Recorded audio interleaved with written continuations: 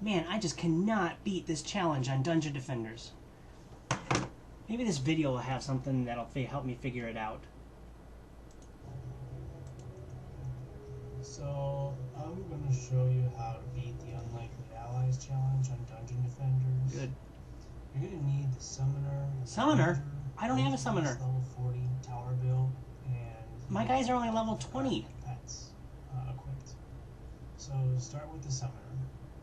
And grab this treasure chest that's right in front of you in the Ogre. And then using that mana, summon an archer minion right to that spot. Summon an arc minion? What? What about shield? Don't worry about what direction he's facing, because we're going to move him in here in a minute. How are you going to keep your enemies at bay? How are you going to keep your ogre from moving? Pick up that mana and summon an archer. What if I don't have a summoner? This how-to video is like countless other video game walkthroughs on the internet. They're almost all the same, all some variation of "this is how you," followed by an avid gamer's personal strategy for beating a given level or overcoming some challenge. Tutorials like this are system-centered. That is, they tell you how to use a tool without taking into account your context.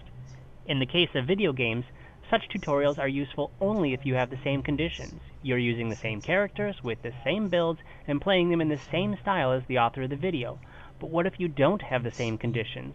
What if you prefer your hack-and-slash tank over the author's buff and defend healer? Or what about the next challenge? How do you beat that one?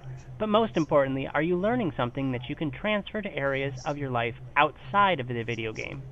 What we need is something more user-centered, something a little more adaptable, a tutorial that teaches users how to not just do something, but do something better, and in a way that can be adapted to any given user's specific circumstances. We need a tutorial that can show us a method for beating the current challenge, a method that can also be modified to beat any challenges that follow, both within and outside of the game. So let's stop this cookie-cutter walkthrough and start over with a tutorial that teaches us something a little more valuable. Man, this is not how I play. This video is worthless to me.